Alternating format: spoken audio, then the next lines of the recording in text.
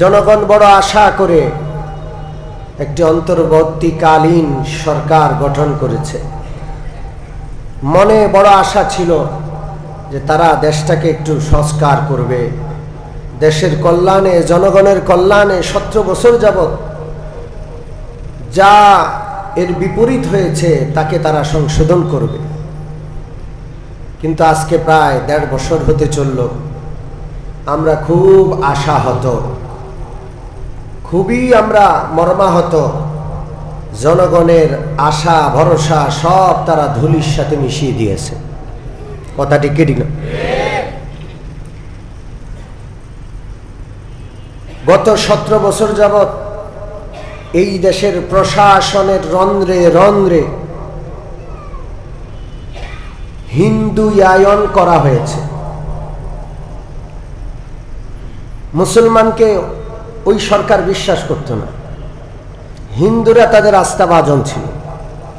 সচিব পর্যায়ে, পদোন্নতিতে, পুলিশে, প্রশাসনের রন্ধ্রে রন্ধ্রে তারা হিন্দুকে বসিয়েছে। একটা মুসলিম রাষ্ট্রের সচিব পর্যায়ে বেশিরভাগ সচিব, উপসচিব, যুগ্ম সচিব দায়িত্বশীল হিন্দু।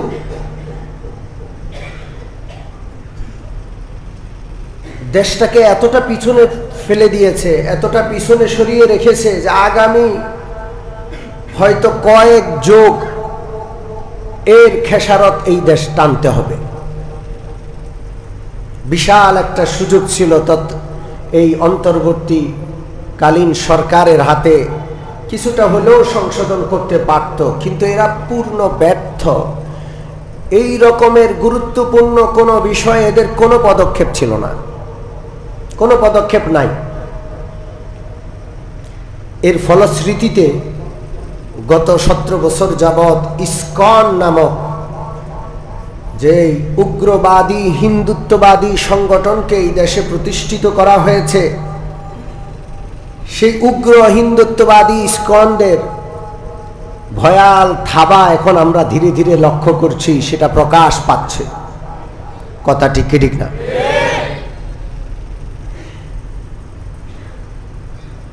করোনার আগ মুহূর্তে ইসকন সম্পর্কে আমরা জানি, এর আগে অনেক আগে থেকে জানতাম না ইসকন কি জিনিস। সর্বপ্রথম এই দেশে সম্ভবত 17 কিংবা 18 সালে ইসকন সম্পর্কে আলোচনা উঠে। ইসকন কে? এই নামটাও আমরা শুনি নাই এর পূর্বে। ইসকন হিন্দুত্ববাদী একটি সংগঠন।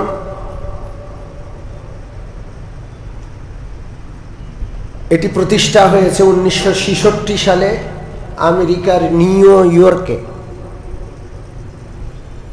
হিন্দুত্ববাদী সংগঠন, কিন্তু ইন্ডিয়ায় সংগঠিত হয়নি, নিউ ইয়র্কে হয়েছে 1966 সালে। তখন থেকে ইসকনকে গঠন করা হয়েছে মুসলমানদের বিপক্ষে। ইহুদিদের আতাত আছে এই ইসকনের পিছনে, কোটি কোটি ডলার ইহুদিদের বাজেট আছে।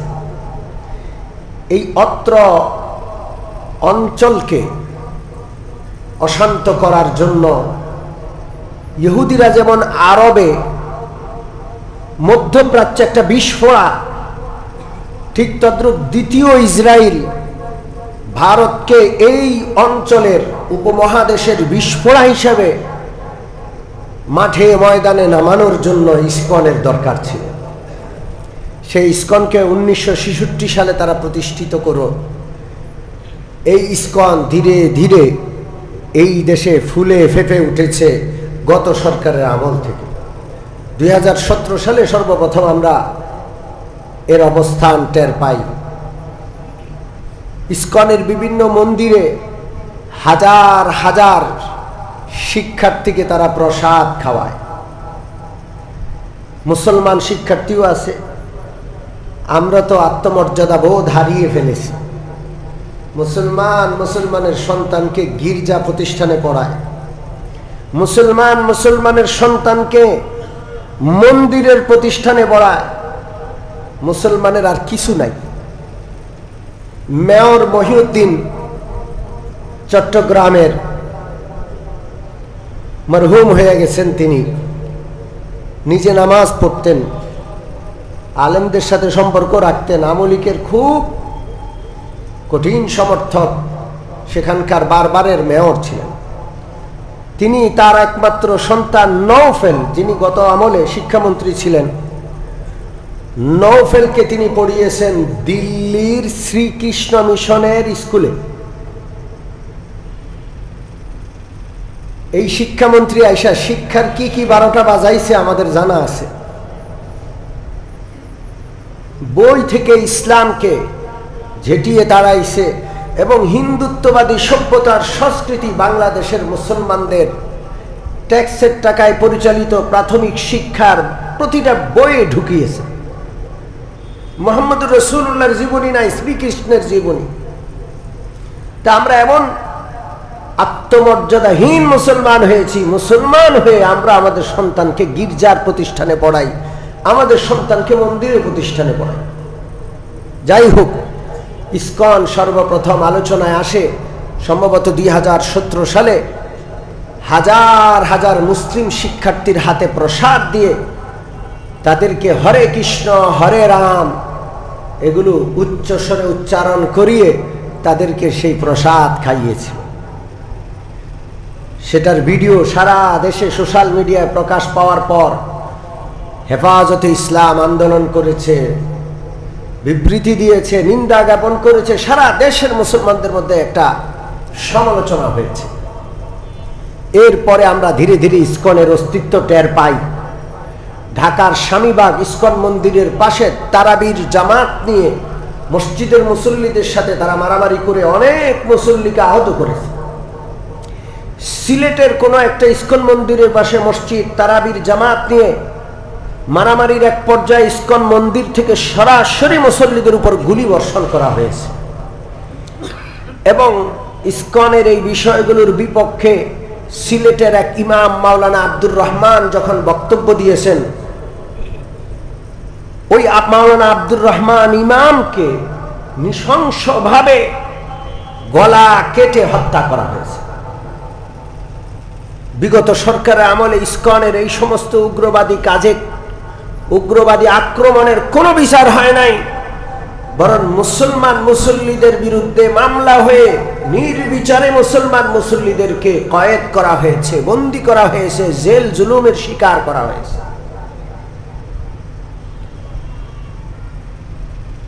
সম্মানিত উপস্থিতি, আর বিগত সরকারের পতনের পর ইসকন কি কি করেছে সব আপনাদের এই গত 1.5 বছরে আপনাদের সামনেই আছে। বিশাল বড় আন্দোলন শুরু করেছে ইসকন সরকার পতনের পর সরকার বিগত ফ্যাসিস্ট সরকারের পক্ষ হইয়া। চিন্ময় দাস, তাকে যখন গ্রেপ্তার করা হলো, চট্টগ্রাম কোর্টে আক্রমণ করা হলো, ইসকনের পক্ষ থেকে ইসকনের সন্ত্রাসীরা আক্রমণ করেছে। আমাদের একজন আইনজীবী সাইফুল ইসলামকে দিবালোকের আলোতে প্রকাশ্যে কোর্ট প্রাঙ্গণে নৃশংসভাবে হত্যা করেছে ইসকন। কথা ঠিক কি ঠিক না? কোনো বিচার আমরা দেখি না। পুলিশ আইন শৃঙ্খলা বাহিনীর উপর চট্টগ্রাম শহরে মরিচের গুড়ি তাদের চোখে মেরে আক্রমণ করা হয়েছে, মরিচের পানি। আর্মিদের উপর, পুলিশের উপর, পুলিশদেরকে পিটানো হয়েছে, কোনো বিচার হয় নাই।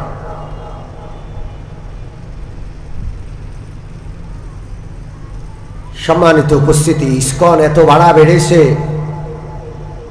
একাধিক ইমামকে হত্যা করার পর, একাধিক মুসলমানকে হত্যা করার পরও যখন বিচার হয় না, এখন টার্গেট করে করে ইমামদেরকে নির্যাতন করা হচ্ছে, ইমামদেরকে চিঠি দিয়ে ভয় ভীতি প্রদর্শন করা হচ্ছে, ইমামদের ঘরে আগুন দিচ্ছে। এবং গত 2-3 দিন আগে আপনারা জানেন, মাওলানা মুহিবুল্লাহ মিয়াজি নামক একজন ইমাম, যিনি টঙ্গী BTCL TNT কলোনি মসজিদের ইমাম খতিব, তাকে টঙ্গী মারকুন থেকে সরাসরি তাকে অ্যাম্বুলেন্সে করে নিয়ে যাওয়া হয়, প্রহার করা হয়। তাকে বাংলাদেশ থেকে ইন্ডিয়া নিয়ে যাওয়ার চেষ্টা করা হয়। সেই পঞ্চগড় সীমান্তে, সেখানে তেঁতুলিয়ার ওই জায়গাটাতে, সেখানে নিয়ে তার হাতে পায়ে শিকল বেঁধে তাকে অর্ধনগ্ন করে রাস্তার পাশে তার পায়ের শিকল গাছের সাথে বেঁধে তালা লাগিয়ে তাকে সেখানে নগ্ন অবস্থায় ফেলে রেখে পালিয়ে যায় এরা। আর বড় আশ্চর্যের বিষয়, জাতীয় দৈনিক, জাতীয় যে সমস্ত সংবাদ মাধ্যম, এরা খুব বেশি সরব না। এত কিছু করার পরেও ইসকনের ব্যাপারে এরা সরব নয়।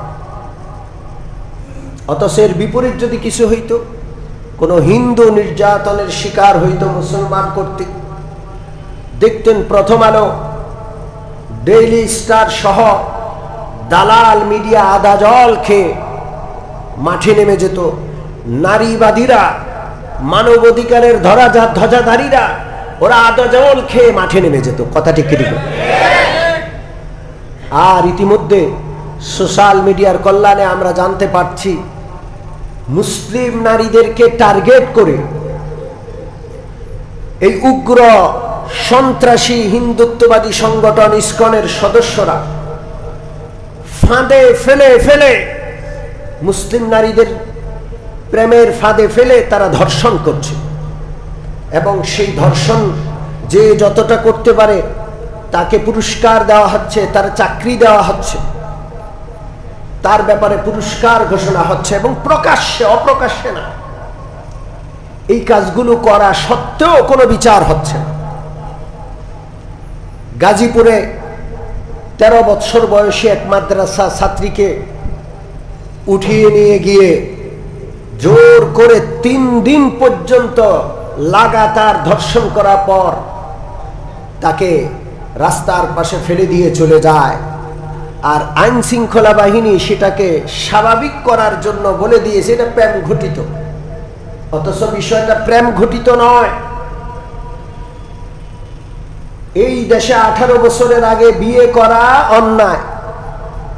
বিয়ে করলে বিবাহকারী বর এবং কনের গার্জিয়ান, বরের গার্জিয়ানকে ধরে নিয়ে যাওয়া হয়, গ্রেপ্তার করা হয়। তো প্রেম করলে মনে হয় বৈধ। এই জন্য প্রেম ঘটিত বলে এটাকে খুব নরমালাইজেশন করা হয়েছে।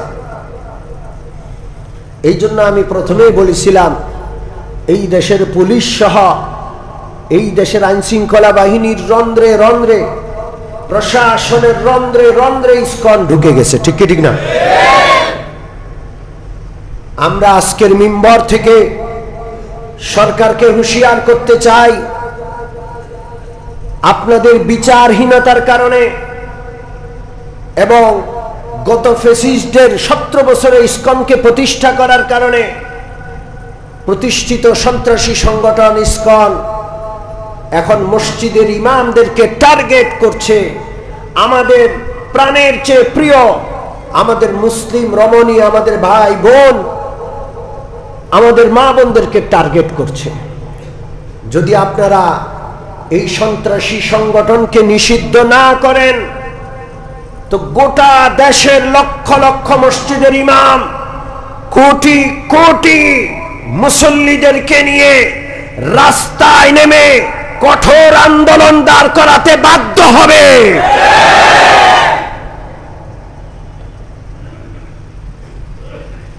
সম্মানিত উপস্থিতি, মুসলমানদের কোন সংগঠন বা কোনো ব্যক্তি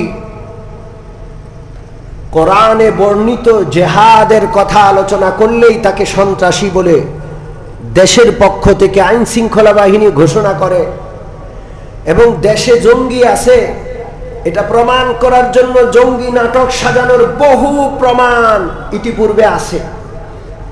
এই দেশ মুসলমানের দেশ, মুসলমানদেরকে মুসলমানের দেশে বসে জঙ্গি বানানোর বহু নাটকের ইতিহাস আমরা জানি। অথচ মুসলমান আলহামদুলিল্লাহ শান্তিপূর্ণ একটি জাতি।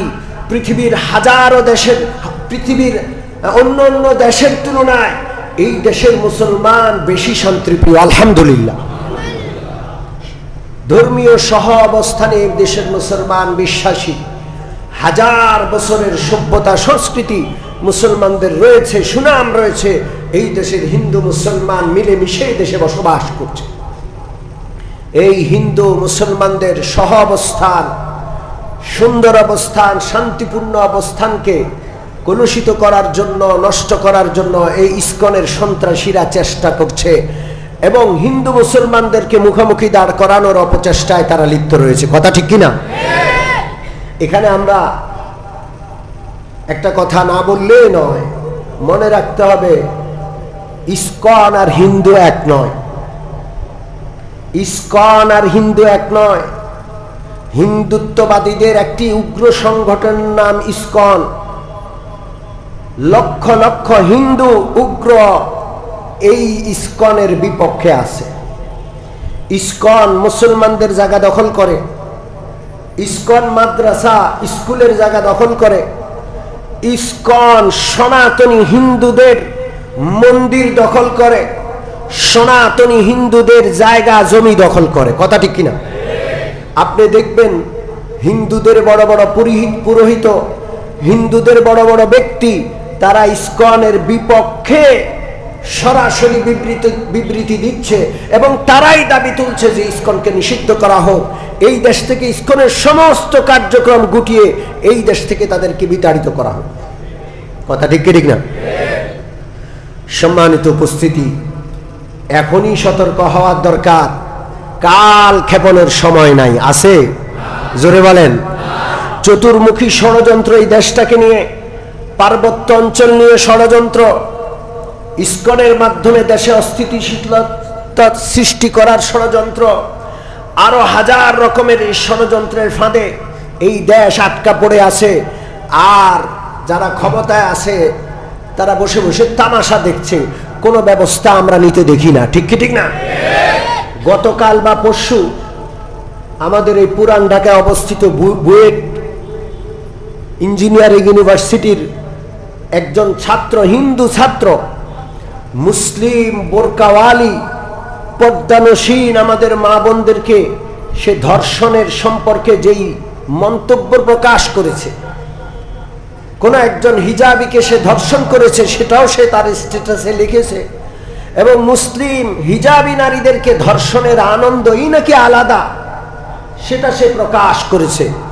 বুয়েট আন্দোলনে উত্তাল হয়েছে, ওই লোকটাকে গ্রেপ্তার করে জেলে পাঠানো হয়েছে। কিন্তু আমাদের অভিজ্ঞতা হলো এদের বিচার হয় না। কথা ঠিক কি ঠিক না? আমরা এদের বিচার চাই। ওয়াফিল কিসাসি হায়াতুন, আল্লাহ তাআলা বলছেন বিচারের মধ্যে তোমাদের নিরাপত্তা, তোমাদের জীবনের নিরাপত্তা রয়েছে। বিচারহীনতা তোমাদের জীবনের নিরাপত্তাকে ধ্বংস করে দিবে। কথা ঠিক কি ঠিক না?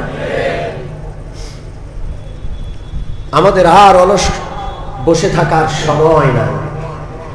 আমরা চূড়ান্ত অলসতায় আমরা ডুবে আছি। কিতাবে একটা কৌতুক লেখে, দুই অলস এক গাছতলায় শুয়ে আছে। কোথায় শুয়ে আছে? গাছতলায় শুয়ে আছে দুই অলস। ওই পাশ দিয়ে এক পুলিশ ঘোড়ায় করে যায়, ঘোড়ায়। তো এক অলস চোখটা মেলে তাকায়া বলে, এই পুলিশ সাহেব। কি? আমি আজকে 2 দিন ক্ষুধায় পড়ে আছি, আপনি দেখেন না কতগুলো বড়ই পড়ে আছে আশেপাশে, আমার মুখে একটা বড়ই তুলে দিতে পারেন না আপনি? কি আশ্চর্য এক দেশে আসলাম, কি আশ্চর্য এলাকায় আসলাম, আমি আজকে 2 দিন খাই নাই, এতগুলো বড়ই আমার আশেপাশে পড়ে আছে, কেউ একটা লোক এসে আমার মুখে 1-2টা বড়ই তুলে দিল না।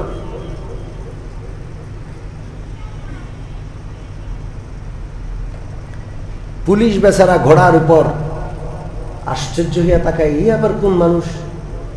সে ক্ষুধায় 2 দিন যাবৎ শুয়ে আছে, তার আশেপাশে বড়ই গাছের বড়ই পড়ে আছে, হাত দিয়ে একটা বড়ই মুখে তুলবে, সে এটা না করে আমারে দোষ দেয়, অন্যরে দোষ দেয়, কেউ তার মুখে তুলে দিল না। কি আজব! এরকম অলস দুনিয়াতে আছে নাকি? তো পাশেরটা শুয়ে আছে যে, সে বলল যে পুলিশ সাহেব, ওর অলসতার আপনি কি দেখেছেন? গতকাল আমি শুয়ে আছি, আমার মুখ একটা কুত্তা এসে চাটতেছে। এক পর্যায়ে চাটতে চাটা শেষ করে এরপরে পাও তুলে আমার মুখের মধ্যে মুতে দিল। ও তাকে দেখছে, তাও কুত্তাটার একটু সরাইয়া দিল না। কত বড় অলস! তো পুলিশ বেচারা কয় সর্বনাশ, পৃথিবীতে এমন অলসও আছে বুঝি?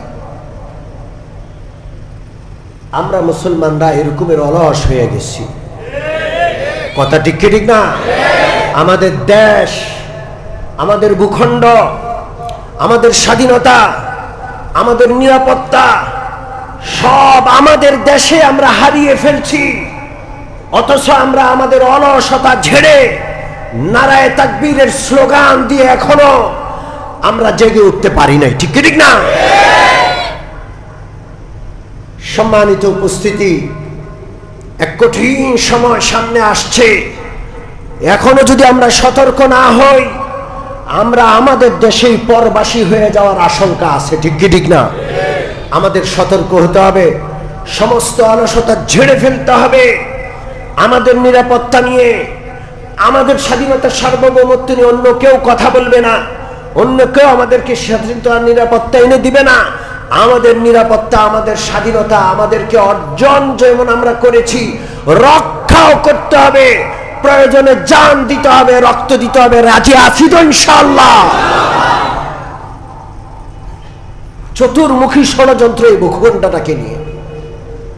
আপনারা জানেন আমাদের পার্বত্য অঞ্চল, ভারতের মিজোরাম, মিয়ানমারের আরাকান, এই তিনটা অঞ্চল নিয়ে একটা খ্রিস্ট রাজ্য কায়েম করার চূড়ান্ত পর্যায়ে প্রায় পৌঁছে গেছে।